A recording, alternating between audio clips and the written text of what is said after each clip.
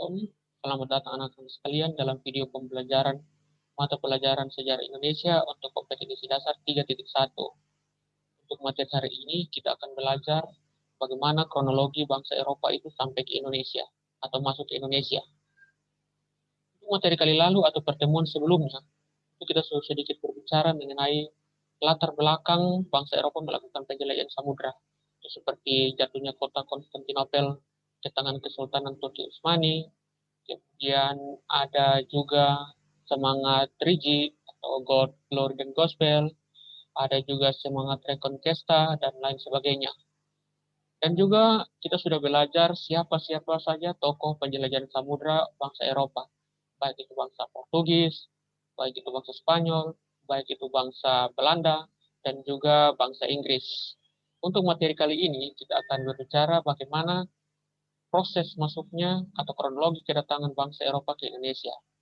Hal yang membedakan materi kali ini dengan materi sebelumnya, yakni hari ini dikhususkan untuk pelaut-pelaut yang berhasil sampai ke Indonesia, baik itu bangsa Portugis, bangsa Belanda, bangsa Inggris, maupun juga bangsa Spanyol. Untuk lebih lanjut, untuk lebih jelasnya, mari kita lihat pada slide berikut ini.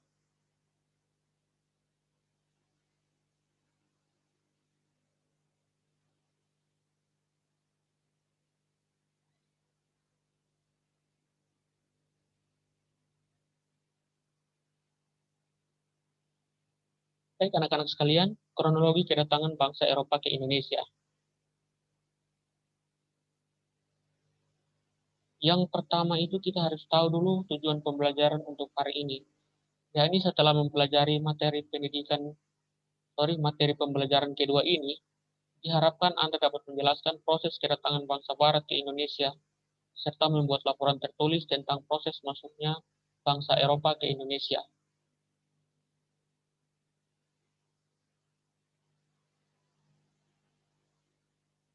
Baik, untuk materi pembelajaran atau cakupan materi pembelajaran hari ini, yang pertama proses kedatangan bangsa Portugis ke Indonesia. Kemudian yang kedua, kedatangan bangsa Spanyol ke Indonesia. Kemudian yang ketiga, proses kedatangan bangsa Belanda ke Indonesia. Dan yang keempat, proses kedatangan bangsa Inggris ke Indonesia. Untuk lebih jelasnya, kita akan lihat satu persatu pada slide berikut ini.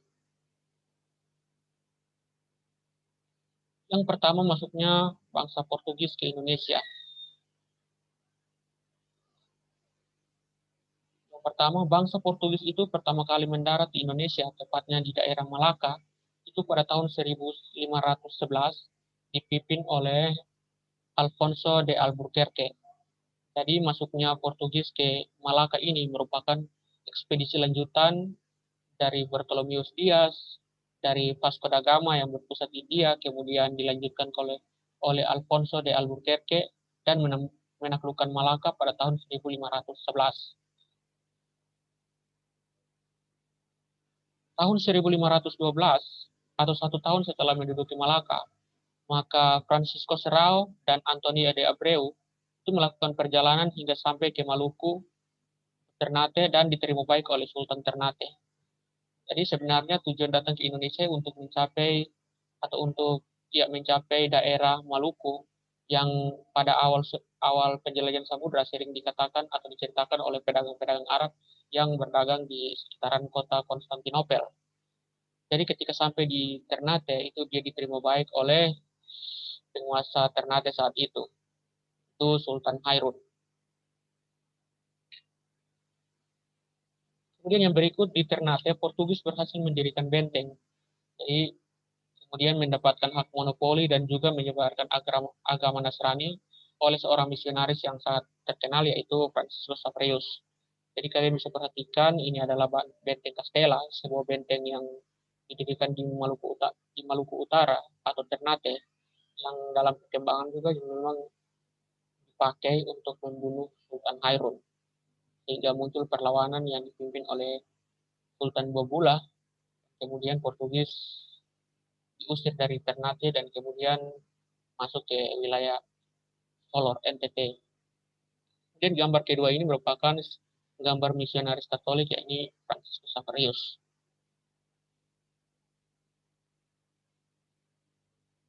Yang berikut, tahun 1522, Portugis datang ke Pajajaran dipimpin oleh Henry Leme dan disambut baik oleh Pajajaran dengan maksud agar dapat membantu Pajajaran menghadapi ekspansi Demak, sehingga terjadi Perjanjian Sunda Kelapa, yang isinya, yang pertama, Portugis diizinkan mendirikan benteng di Sunda Kelapa. Kemudian yang kedua, Pajajaran akan menerima barang-barang yang dibutuhkan dari Portugis termasuk senjata. Ketiga, Portugis akan memperoleh lada dari Pajajaran menurut kebutuhannya. Jadi ketiga perjanjian tersebut tidak dapat direalisasi atau tidak sempat direalisasi karena Portugis kalah perang melawan penguasa Demak, yakni Fatahillah. Jadi setelah Portugis kalah dari Demak, dalam hal ini dipimpin oleh Fatahillah, maka kota Batavia itu diganti namanya menjadi Jakarta, artinya kemenangan besar. Jadi perlu kalian ketahui bahwa di samping kerajaan-kerajaan di Indonesia menghadapi ekspansi Portugis, maka di dalam kerajaan-kerajaan internal di Indonesia juga saling melakukan perluasan wilayah. Seperti contoh di ilustrasi ini, maka Pajajaran itu hendak menghadapi ekspansi Demak. Jadi bisa dikatakan Demak itu hendak menginvasi Pajajaran, sehingga Pajajaran itu meminta bantuan kepada Portugis. Seperti itu.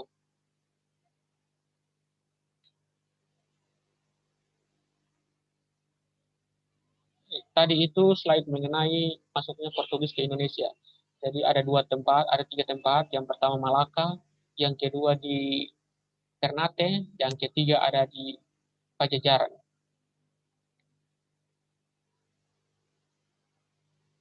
Baik, masuknya Spanyol ke Indonesia.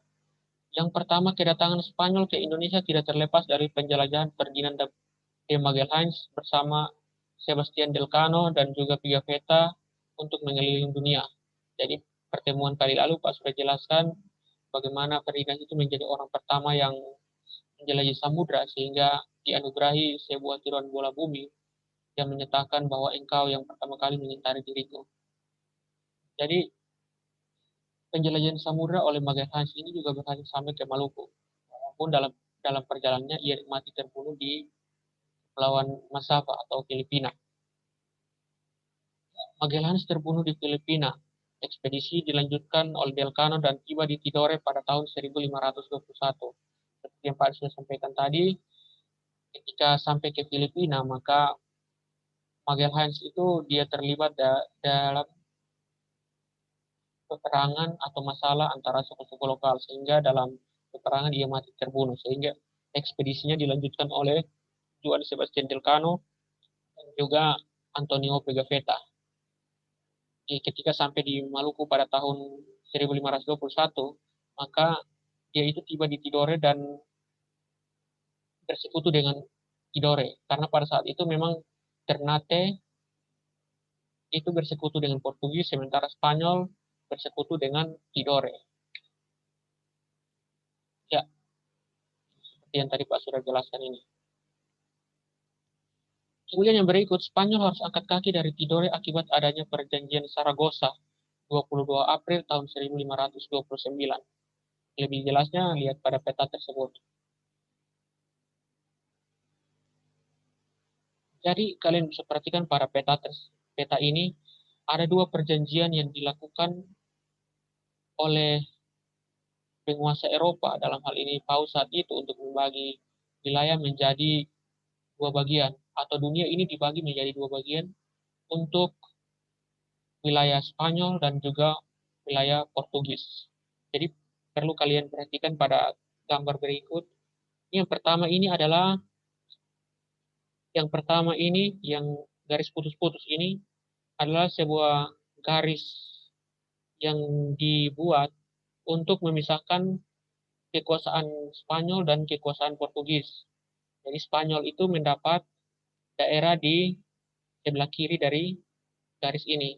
Kemudian bangsa Portugis itu mendapat daerah di sebelah kanan. Tetapi dalam 1 tahun setelah perjanjian tersebut dikeluarkan, maka terjadi protes oleh bangsa Portugis. Sehingga diperbarui lagi garis Tordesillas, yaitu yang kedua ini. Alasan mereka melakukan protes karena saat itu memang wilayah kekuasaan Portugis menjadi sangat kecil, sementara bangsa Spanyol menjadi lebih luas, sehingga muncul ketidakadilan dan membuat bangsa Portugis melakukan protes. Jadi untuk kalian ketahui bahwa pada saat itu memang hanya diketahui benua Eropa, Amerika, dan juga Afrika, sementara untuk benua Asia itu belum diketahui. Jadi dibuatlah perjanjian Tordesillas ini untuk membagi dunia menjadi dua bagian, yaitu bangsa Portugis dan bangsa Spanyol. Jadi perjanjian Tordesillas itu garis lurus ditarik dari kutub utara ke kutub selatan sehingga sekitar 100 liga atau setara 320 menit dari barat Kepulauan Tanjung Verde. Spanyol diberi hak eksklusif menguasai tanah di sisi barat garis, sementara Portugis di sisi timur. Jadi Kepulauan Verde di sini. Di Spanyol itu di sebelah barat garis, sementara Portugis di sebelah timur. Kemudian yang berikut perjanjian Saragossa yang menyebabkan Spanyol harus angkat kaki dari Tidore. Yakni dunia luar Eropa dibagi untuk Spanyol dan Portugis, dari Meksiko ke arah barat hingga ke Pulau Filipina menjadi milik Spanyol, sementara Portugis menempatkan wilayah dari Brasil hingga ke timur sampai ke Pulau Maluku. Jadi dampak perjanjian Saragossa yakni Spanyol harus meninggalkan Maluku dan memusatkan kegiatannya di Filipina, Portugis tetap melakukan aktivitas perdagangan di Maluku. Jadi akibat perjanjian Saragossa ini, maka Spanyol harus angkat kaki dari Maluku dan ke Filipina. Gitu. Jadi ini merupakan garis Saragossa. Hijau ini garis Saragossa. Kira-kira seperti itu untuk masuknya Spanyol ke Indonesia. Yang berikut masuknya Belanda ke Indonesia. Jadi latar belakang Belanda melakukan penjelajahan samudra itu yang pertama perang 80 tahun antara Belanda dan Spanyol. Jadi perlu kalian ketahui bahwa pada zaman dulu itu Belanda merupakan bagian atau daerah kekuasaannya Spanyol. Yang berikut Portugis dikuasai oleh Spanyol pada tahun 1580, sehingga Spanyol melarang pedagang-pedagang Belanda untuk berdagang di Lisbon. Jadi kalian perlu ketahui bahwa pada tahun 1580 itu Portugis atau wilayah Portugis itu dikuasai oleh Spanyol. Ya, bangsa Spanyol menutup pelabuhan Lisbon bagi pedagang-pedagang Belanda sehingga tidak boleh melakukan kegiatan atau aktivitas perdagangan di Lisbon. Sehingga menyebabkan bangsa Belanda itu harus keluar untuk mencari rempah-rempah sendiri.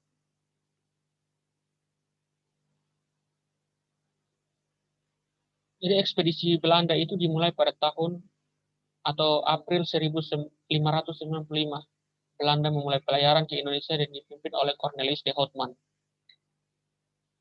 Rutenya itu pantai barat Afrika, Tanjung Harapan, Selat Sunda, dan Banten. Jadi Belanda datang ke Indonesia itu dengan menggunakan jalur yang dipakai Portugis untuk sampai ke Indonesia. Yang berikut rombongan kedua dipimpin oleh Jacob van Eyck dan Van Werwijk dengan 8 buah kapal dan berhasil tiba di Banten pada November 1568. Jadi setelah sampai, 3 buah kapal berhasil kembali ke Belanda dengan membawa rempah-rempah yaitu lada. Kemudian 5 buah kapal berangkat ke Maluku. Rempah-rempah. Jadi adanya keberhasilan ini membuat banyak pedagang Belanda yang datang ke Indonesia. Oleh karena itu, atas usulan dari Oldenbarnevelt, maka dibentuknya Perserikatan Dagang yang mengurusi perdagangan di Hindia Timur. Maka tahun 1602 dibentuklah Verenigde Oost-Indische Compagnie atau VOC dengan dikepalai oleh François Ritter dengan kantor utamanya yaitu di daerah Maluku. Kira-kira proses masuknya bangsa Belanda ke Indonesia itu seperti itu. Jadi untuk gambar tersebut merupakan yang pertama Cornelis de Houtman, yang kedua merupakan ilustrasi kedatangan bangsa Belanda ke Indonesia. Yang berikut masuknya Inggris ke Indonesia. Jadi kedatangan Inggris ke Indonesia itu dirintis oleh Sir Francis Drake dan Thomas Cavendish melalui jalur yang dilalui oleh Magellan.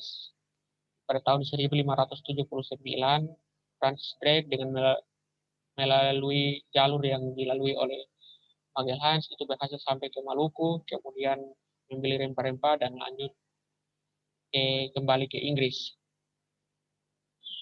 Kemudian tahun 1586 oleh Thomas Jefferson juga berhasil membeli rempah-rempah di Indonesia dan kembali ke Inggris.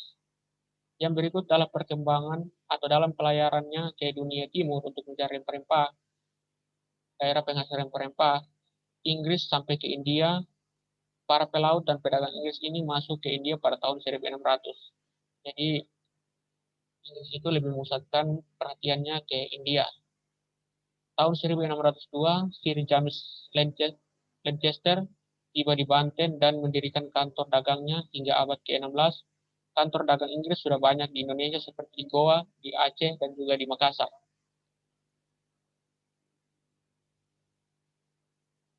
Namun karena sikap sombong dan otoriter menyebabkan rakyat Indonesia tidak menyukai pedagang-pedagang Inggris. Kongsi dagang EIC juga kalah bersaing dengan kongsi dagang dari Belanda yaitu VOC sehingga Inggris meninggalkan Indonesia dan memusatkan kegiatannya di India. Rute perjalanan keempat bangsa ini bisa kalian lihat pada peta ini.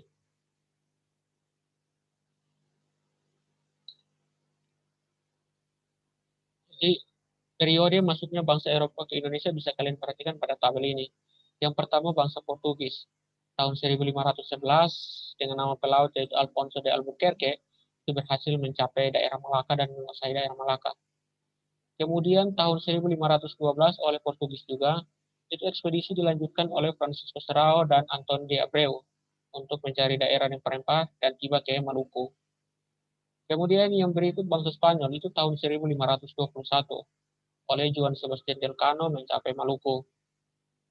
Kemudian yang berikut bangsa Belanda tahun 1596 oleh Cornelis de Houtman itu sampai ke Banten. Kemudian pelaut Belanda juga pada tahun 1598 itu dipimpin oleh Jacob van Eyck sampai ke Banten juga. Kemudian yang berikut bangsa Inggris itu tahun 1579 oleh Francis Drake sampai ke Maluku. Kemudian 1586 Thomas Cavendish sampai ke Maluku. Kemudian tahun 1602 James Lancaster itu sampai ke Banten.